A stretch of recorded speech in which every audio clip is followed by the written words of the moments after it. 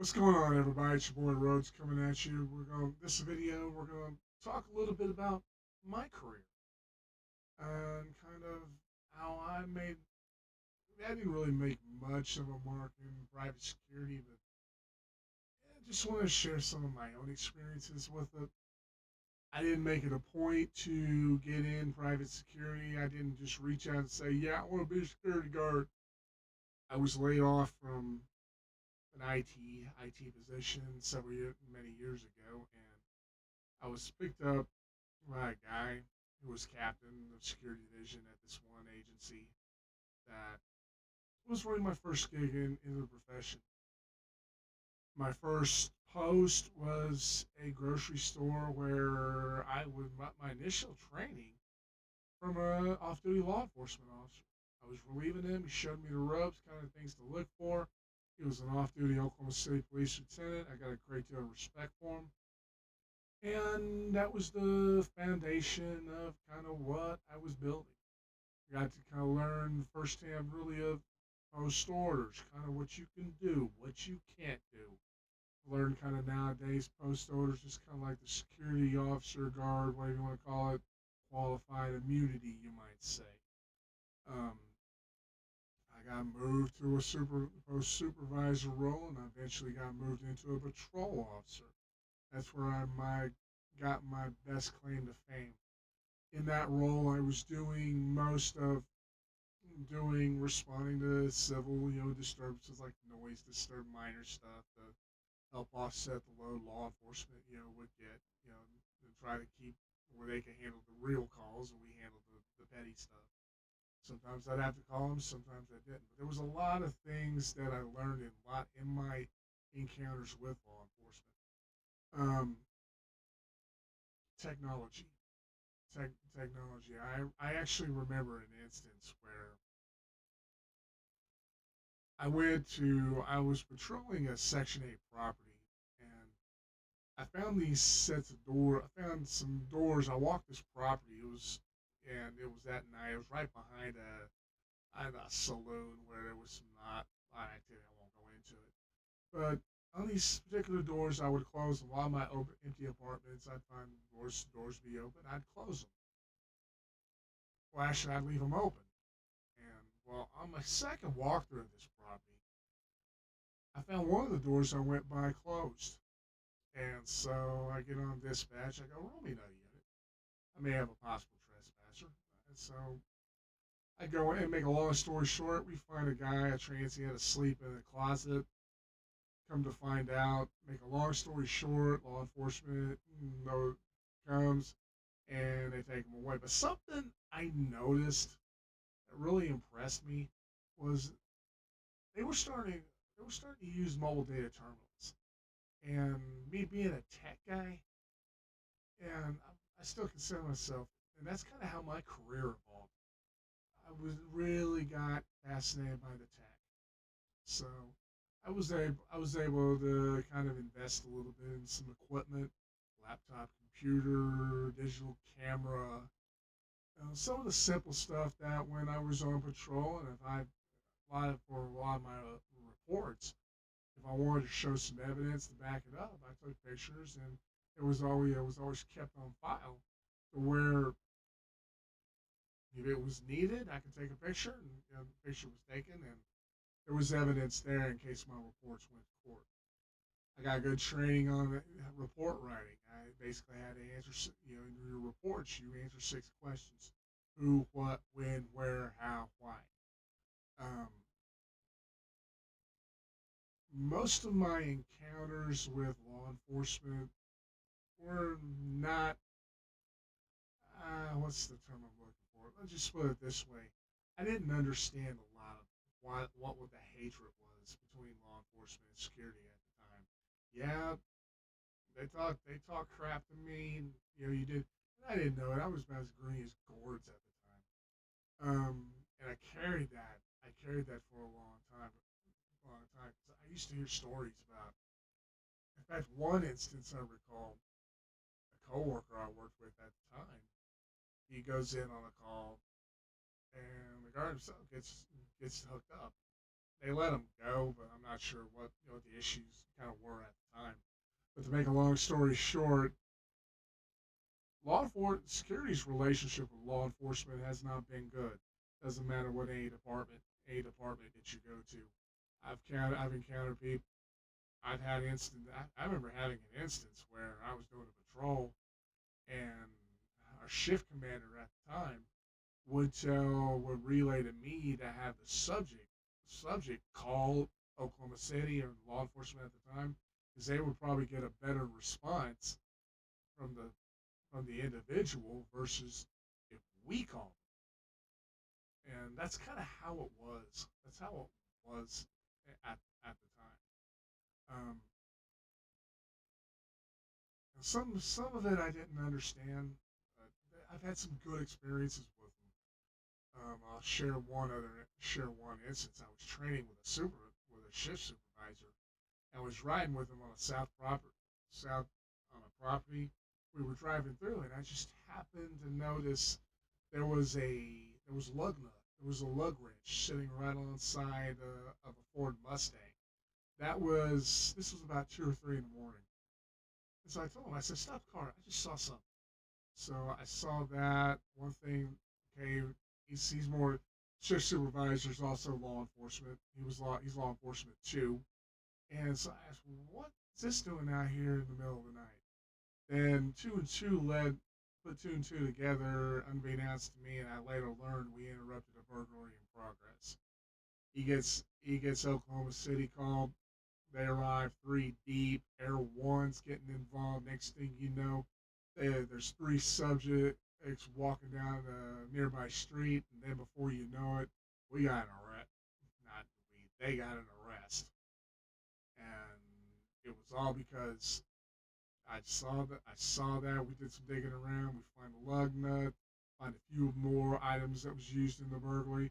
Come to find out, these subjects had this owner's wallet with them. Owners come out, they see what's going on, find out everything was stopped. The cops, the owners tells the officers, "Thank you for stopping it." And the officers say, "Don't thank us, thank them," referring to me and my supervisor at the time, because we were the ones that initially stumbled onto it. But that was one of my good experiences. And what really became the game changer for me, and well, let me back up for just a second. I used to hear a lot of talk at the time, is why doesn't law enforcement take a little bit bigger deal? Well, we're doing out there. We're the first responders. Why aren't we getting the respect and all that? Blah blah. Blah, blah. And back in 2015, I got the real honor and a privilege of attending the Norman Police Department Citizen Police Academy, where it was really a game changer for me. I got to learn all the things they did, from DUI, use of force, officer involved shootings, um, all the training, all the budgets, kind of the laws, something they can do, what they can't do. That experience there really taught me how to be an effective partner. Where on the surface, we can do so much that law enforcement can't.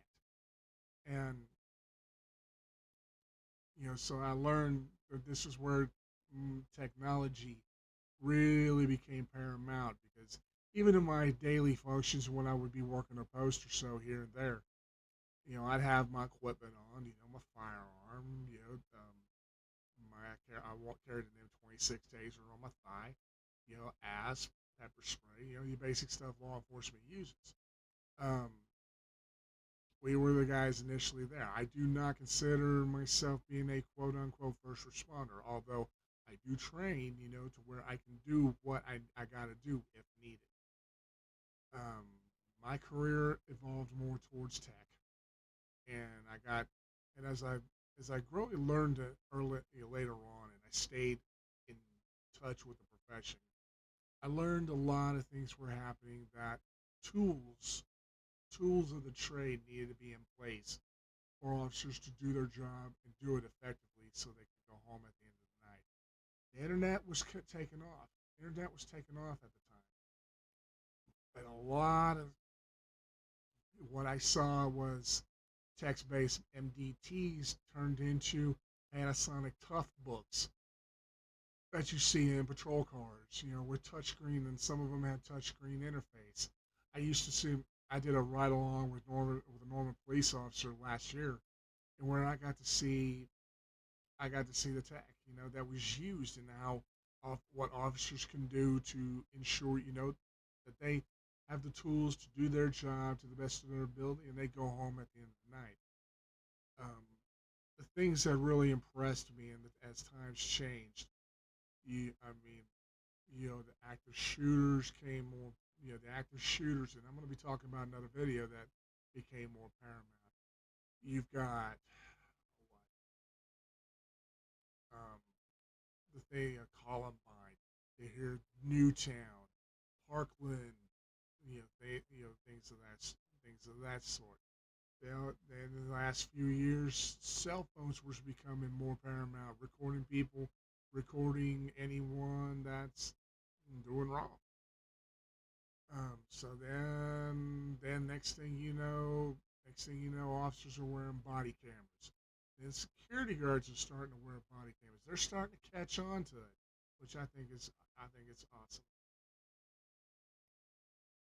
So I mean, as my career now goes more towards towards the tech end, making it, being part of that comes up with the tools to help those on the front line do their jobs, and they go home at the end of the day. I don't forget about them because I learned a lot. I still learn a lot from those at the front line. They're training out. Their training is, because the training is becoming more and more paramount. I mean, you're and as grad, when you uh, what's the best way I'm saying? What's the best way I can say this? Security guards going out there, and they got to do what they got to do when they handle, your bad guys. You got to be fit. You got to be mentally sound. You've got to be on your game all the time, because the 21st century, 2024, well, 2020 was really a game changer, after the Minneapolis event with George Floyd.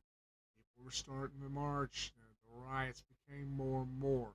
Then, at the same time, the pandemic came in. People were starting to rebel. They wanted freedom.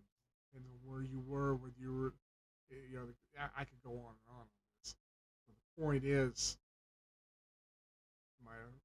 my as my career went more towards tech, I still maintained training on the front end in firearms, use of force. I still educate myself on the law. You know, Civil rights is becoming more of a more paramount because of, because unbeknownst, you can go out there, and you get on some power kick. You get against somebody that knows his rights. Next thing you know, you and your company's going to be named in a lawsuit. Um, I've stayed on top of that over the time. Although I haven't worked, I've worked, occasional, on off and on. I keep This is a lot of it that I keep in mind. Um, I encourage anybody that's watching this channel, security guards watching this channel, stay on top of it, because you never know when you're going to find yourself in that situation, or on the worst professional day of your life, that you're gonna have to do what you got to do in order to go home at the end of the night. You might decide. I know somebody's out there is going to say this, but we never had it happen here. You haven't happened. It has not happened there yet. But we never had to deal with active shooter events. Not yet. But you don't know what you're talking about. I can do security all by myself.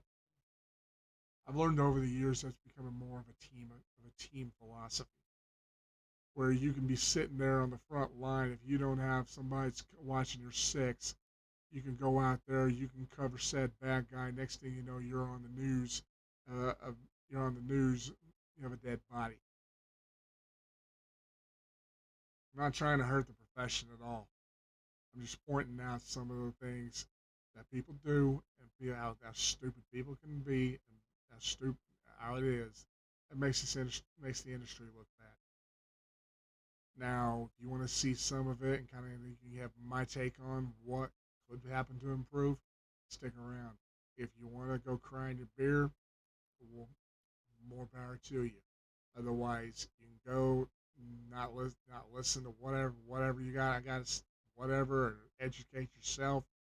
You're going to be on the receiving end of videos that you're going to be go viral, or you can go viral looking stupid, or you can go viral saying that guy's a professional. He did his job and he did it well. It's up to you. Anyway, I just want to make this video kind of introduce yourself to me. My name is Greg, and I'll see you on the next video.